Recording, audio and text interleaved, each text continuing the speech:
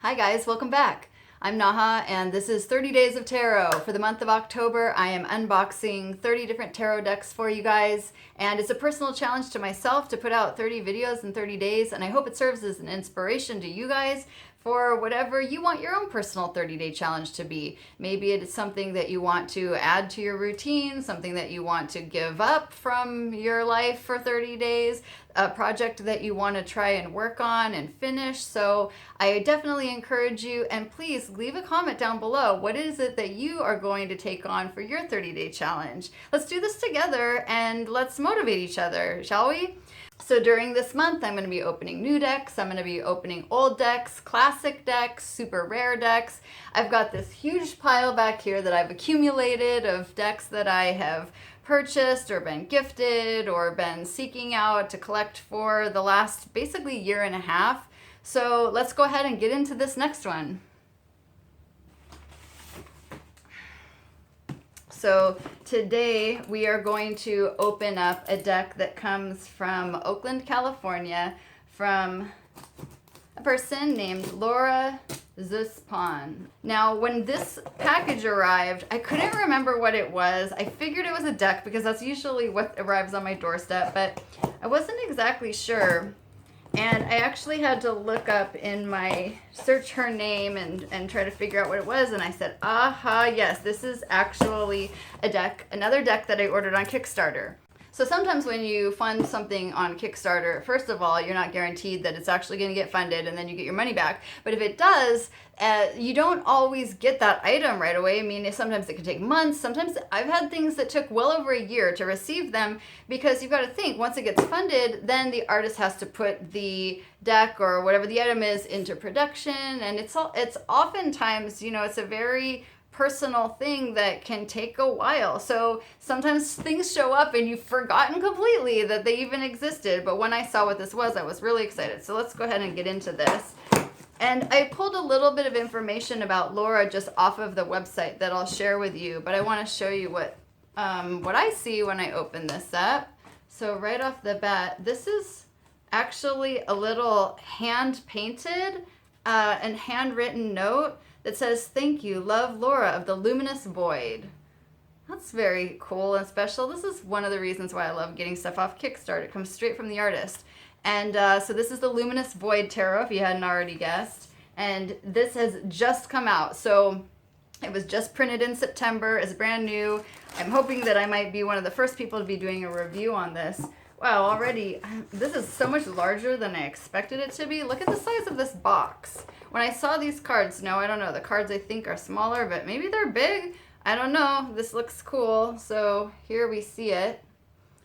Now, I did go ahead and look at Laura's website, and what's very cool is she's not just an artist, she's also a practitioner, a healer, a tarot reader, a tarot teacher. I think she said that she has like a 10-month-long tarot course, which I can only imagine. I mean, mine is 2 months long, but to do 10 months, that is like really, really immersive. I'm sure you could learn a lot in that time. And she has been painting. This is an entirely painted deck. It's all done in watercolors, as you can probably tell from the box. And she's also been doing tarot, or had an interest in psychic things and magic since she was very little. Apparently, she said that her aunt and I think her grandmother introduced her to all of these things. So she's just had a lifelong passion for it.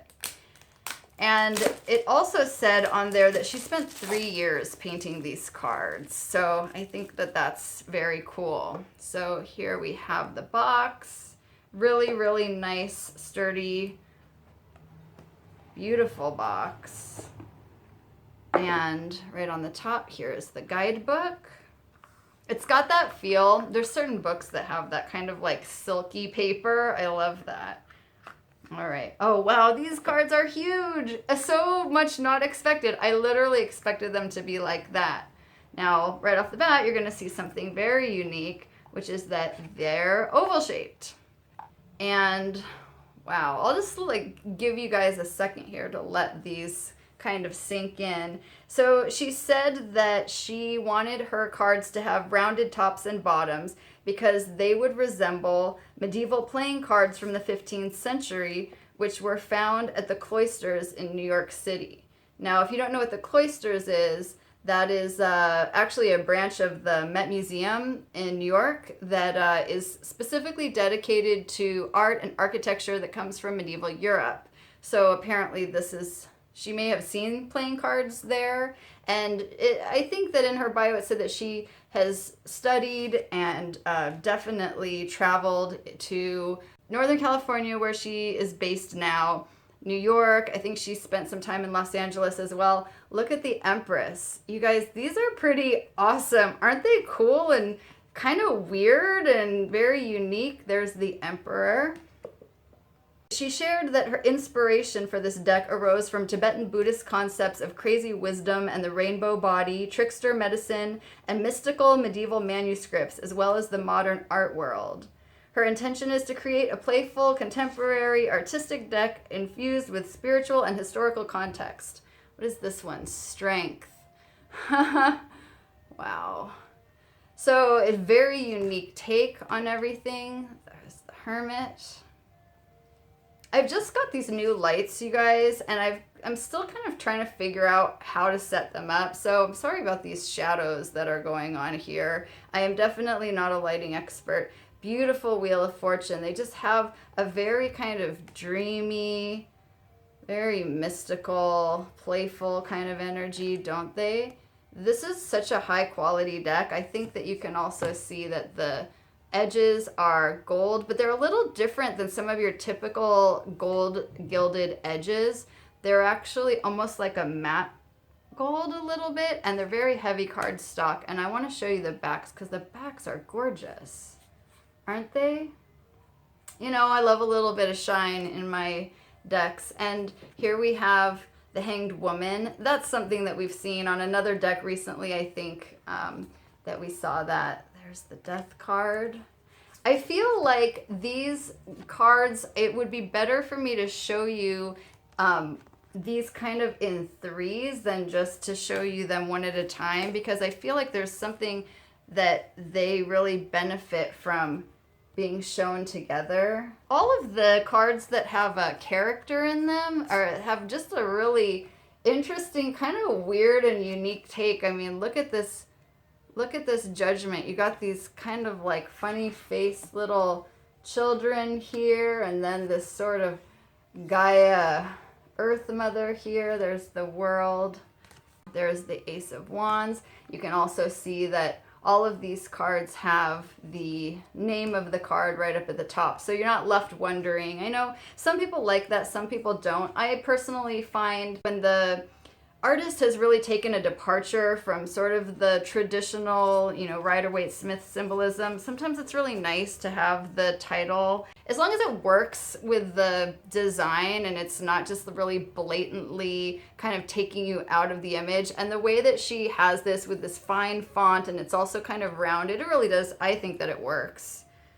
Here's the Six of Wands. Yay, victory. Of course, the Five of Wands. There's a challenge. And man, that card looks like a mess. There's all kind of like weird demon faces there. And then get through the fives and you have the sixes. So hallelujah, you get through it, right? So these are really, really beautiful. And, they remind me, it's totally, totally different. But for some reason, I'm reminded a little bit of the Dresden Tarot. Now, that was that super, super minimalist deck. Maybe it's partially because it's the oversized cards. I think that it's the fact that maybe the same kind of person these would appeal to. Here is the Knight of Wands. Some of them are very minimalist. One of the things that she shared was that she chose watercolor for the medium of this deck because of its combination of lush, ethereal, emotional color, and organic accident, which I don't know, I've never really dabbled in watercolors. I do like painting, but I've used more like, I guess, acrylics.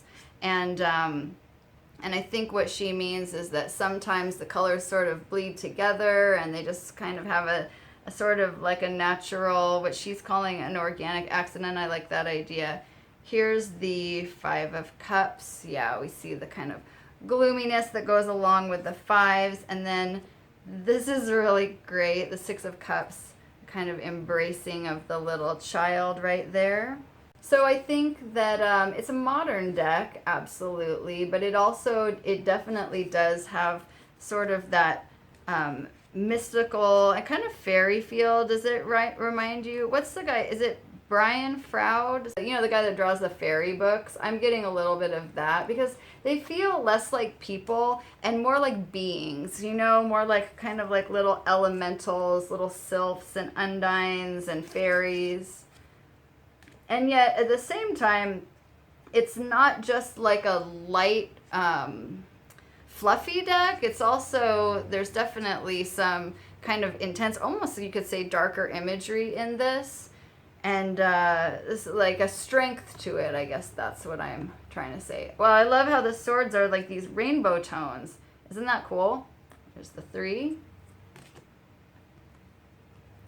And I'm going to set these down for a second as I want to take a look at the little book that comes along with this. Now, this is just a thin guidebook. And so what she's done is simple one-line meaning for each of these. It looks like she uses pretty classical interpretations. And then she has actually, interesting, she has a Golden Dawn tarot spread in here. So I don't know, maybe her and I would have some similar background because Golden Dawn is absolutely my tradition, one of my traditions. Those of you who are wondering, you know, especially with 22 teachings, it is a school which is a mixture of both the Hermetic path and the Kabbalistic path, which together combine to create the Western mystery tradition, which is the tradition of groups such as the Golden Dawn, modern groups such as the BOTA, Builders of the Adytum. So what do you guys think of these? Do you like them? I like them. I also find like some of them are, I'm going to be honest with you, like some of them are a little creepy, like a little bit scary, you know? Like they're not for the faint of heart, but they do definitely evoke an emotion. I love this. Oh, Queen of Swords, Queen of Swords is definitely one of my favorite archetypes in the deck. I very much relate to her. She's kind of a significator for me. I love this guy too. Look at the King of Swords. I love those crowns, are very, very cool. And finally, we have the Pentacles. So like I said, they are definitely kind of raw and evocative. Is that the word? I think they're very cool.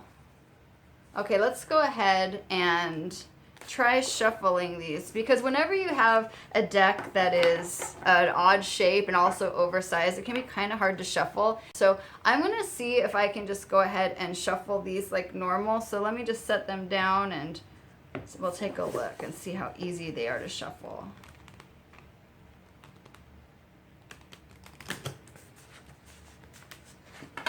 Okay, not the easiest, but also sometimes decks need to be kind of broken in. And I am the kind of person who likes to actually do like a regular playing card shuffle. It might be easier though to just do what's called washing the deck, which is where you just lay them on a table and then you just scramble them like this. That's what I do actually with my decks to get nice reversals and uprights as I wash the deck. It's something actually, it's a term taken from like casino card dealers, that they wash the deck after they take all the cards back. They kind of scramble them in that way. So I think that might be a good way to shuffle this deck, because even if you were going to do it this way, you got to have pretty big hands. I mean, I have long fingers and it's still a little bit difficult for me.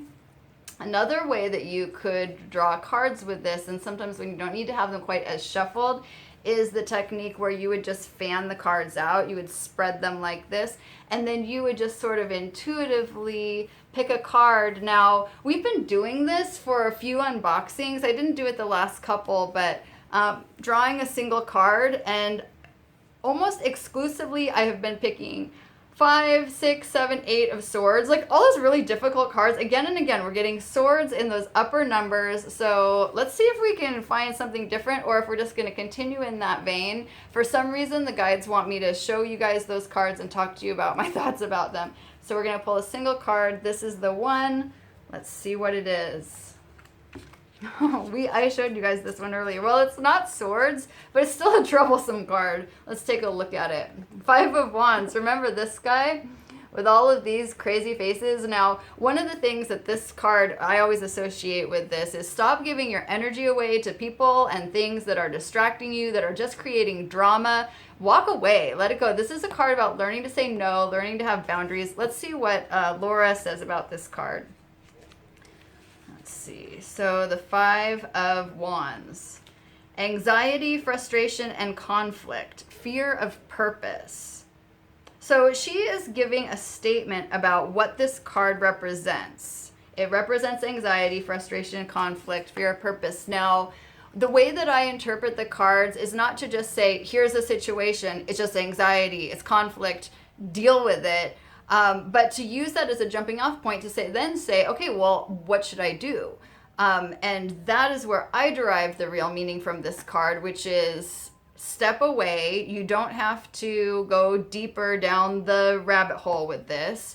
And a lot of times it's external stuff. It's not even your stuff. It's other people's stuff, their worry, something about fear of purpose. You know, sometimes we put a lot of time and energy and effort into helping other people, helping people with their problems, but we don't put enough energy on ourselves. And especially people who are sort of spiritually natured or spiritually minded or empathic, they have so much desire to help. So they really want to assist others, and so they're so giving in that way, but they don't give enough time or energy to themselves.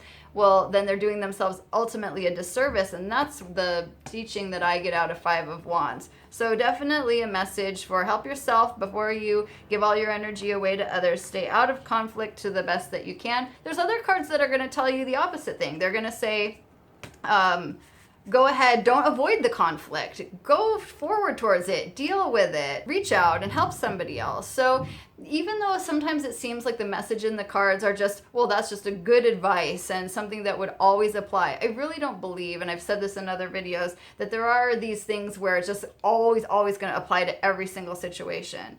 And, it really is the importance of being able to interpret the cards, not just look at them and say, here's a message. The keywords, and especially the ones that she shares, are just jumping off points for you to connect, get your own sort of messages out of these cards. I definitely think that these cards leave a lot of room for your own interpretation, even with all of the background being white. Maybe that's also why this reminds me of the Dresden deck, because those completely white backgrounds, it's almost like a nice blank canvas or a blank palette for your subconscious, for your mind's eye to kind of draw and fill in the details there, So really, really cool deck. Now this is no longer on Kickstarter. It's now available, and it's at the luminousvoidtarot.com. And I will leave the links down below to where you can buy this deck. As I said, it just came out. It just went out of pre-order and into where you can now buy it. But it is probably going to be, I imagine, a limited edition deck. So get your hands on one if you want. And know this video was not sponsored. I purchased this deck myself. And check out Laura too. I will leave her social media down below. And I'll see you guys tomorrow. Bye.